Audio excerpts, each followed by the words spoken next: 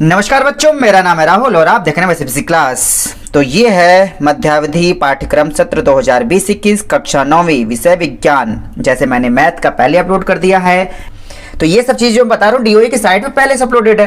किसी बच्चे को पता चल जाता है। एक बच्ची ने कमेंट किया, सर हमें पहले से पता है। अच्छी बात है, उसे पहले से पता है। जिन बच्चों को नहीं पता मैं बता दे रहा हूँ। और चलिए अब 9वीं में देखते हैं कौन सा अध्याय आ रहा है, कौन सा अध्याय नहीं आ रहा है। इसमें जो अध्याय देखो मैथ वाले में यहाँ पे ऊपर नहीं लिखा था, ठीक है। तो अब की बार देखो विषय वस्तु यहाँ क्या, चैप्टर 2, ठीक है। इस प्रकार चला लेते हैं, इस प्रकार से देख रहे हैं ना। चैप्टर 2, 5, 8, 9, 13 बस ये चैप्टर आएंगे आपके, ठीक है। और यहाँ देखिए आपका है पहला इकाई 1, ठीक है। अब यहाँ से ध्यान से देखेंगे क्या क्या आएगा। पहले एक बार ये देख लेते, चैप्टर 2, ठीक है। चैप्टर 2 ये हमारे आसपास के पदार्थ शुद्ध है। अगर मैं आपको दिखाऊं, ये वर्कशीट संख्या यहाँ से आपको मिल जाएगी। क्या हमारे आसपास के पदार्थ शुद्ध हैं, तो वर्कशीट 4 से 10 तक देखोगे तो आपको मिल जाएगा हर एक पॉइंट। और जो पुनरावृत्ति के अंदर 80, 81, 82 पुनरावृत्ति में चला था, ये आप देख लेना एक बार, ठीक है।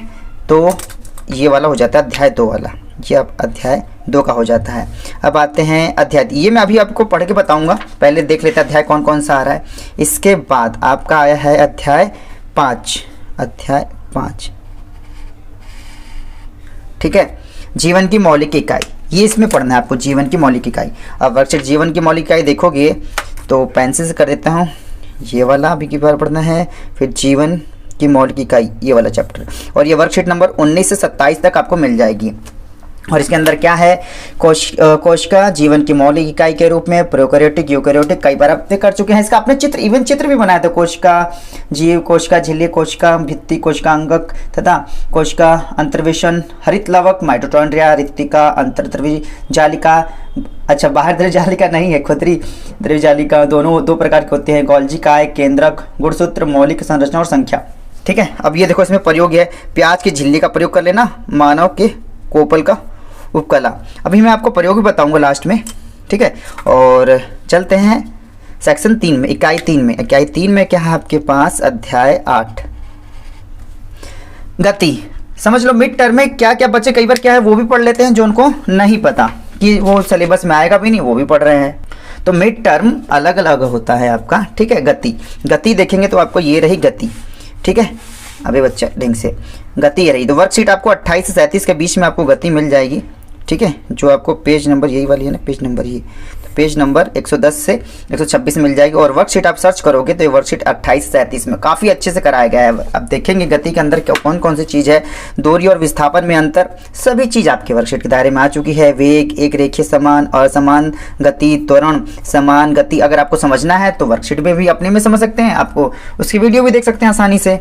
त्वरित गति, गति के लिए दूरी, समय, वेग, ग्राफ, याद है ग्राफ जरूर आएगा, समय, वेग ग्राफ, ग्राफीय विधि द्वारा गति के समीकरण को निरूपण, ग्राफीय विधि द्वारा गति के तीनों समीकरण तो याद होना चाहिए, और ग्राफीय विधि से भी पूछ सकता है आपका। एक समान वृत्तीय गति, आधारभूत विचार भी करते हैं। अब इसके बाद जो आपका अध्याय है अध्याय 9, अध्याय 9वां पढ़ना। उसके बाद बल तथा गति के नियम।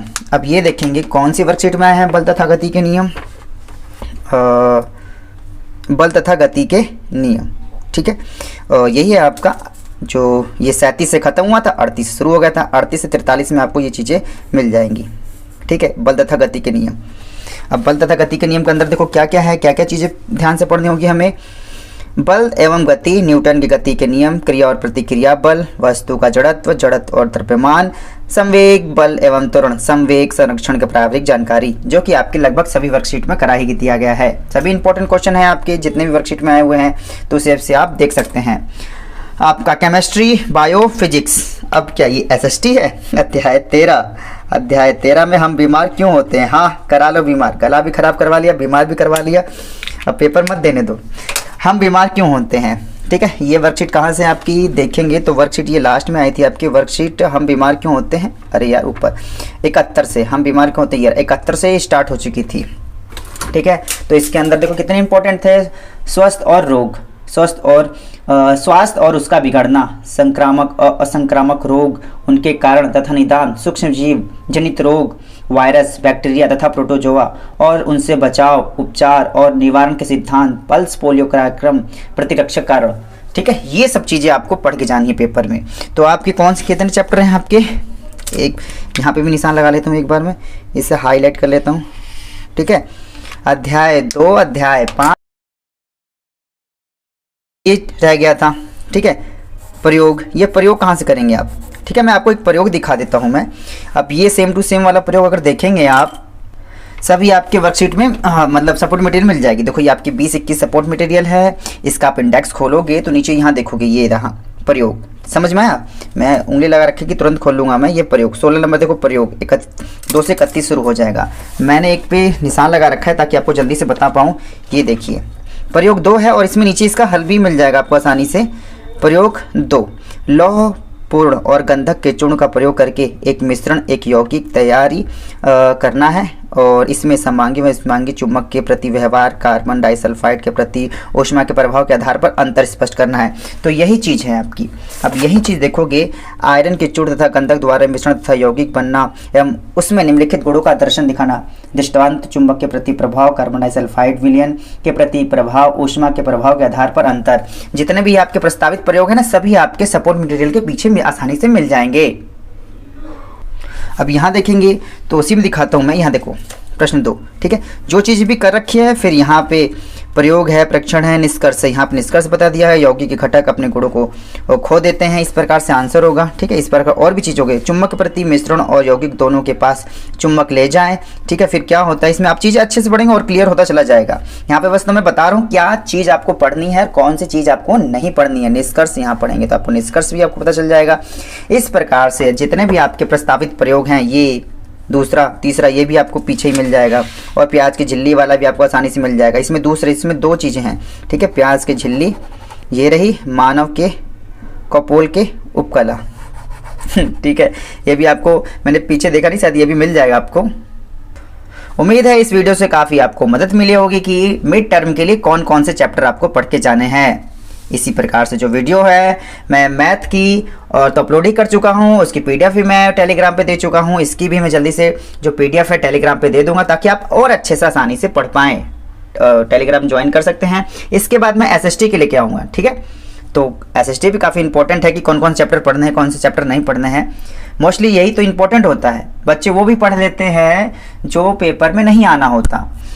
और हाँ, कुछ बच्चों के कमेंट्स आ रहे थे कि अध्याय 13वां है कि नहीं है। मैं लास्ट में दिखा देता हूँ गणित। ठीक है, अध्याय 1 मैंने आपकी बार हाईलाइट लगा दिया ताकि अच्छे समझ में आए। अध्याय 2, अध्याय 3, अध्याय 6, ठीक है, अध्याय 11, ठीक है, अध्याय 13 पृष्ठ क्षेत्रफल और आयतन, अध्याय 15, अध्याय 13 भी है, घन घनाभ गोला मैंने बीच में पढ़ाया होगा शायद, अब स्किप कर जल्दी से आगे आ गए होंगे। तो अध्याय 13 इसमें आपका शामिल है, पृष्ठ क्षेत्रफल और आयतन। ठीक है, तो उम्मीद है इससे कुछ आपको बहुत सारी मदद मिली होगी। किसी बच्चों को पहले से पता था, किसी को पहले से नहीं पता था। जिसको पहले से पता था उसको बहुत अच्छी बात है। उम्मीद है पढ़ाई पे मन लगा रहे होंगे। और जल्दी मैं काम कर रहा हूँ एसएसटी वाले पर। ठीक है, जो आपके एसएसटी में है, एसएसटी में क्या क्या आया है उसके लिए मैं जल्दी से इसका 2 पेज का निकाल दिया एसएसटी वालों का। ठीक है, 20-20 अंक के। ठीक है, ये भी पाठ्यक्रम संरचना कक्षा 9वीं 20-21। ठीक है, और यही है मध्यावधि परीक्षा हेतु मिड टर्म के लिए ही आपका। मैं से बेसिक क्लास की इस वीडियो देखने के लिए धन्यवाद। जय हिंद, जय भारत।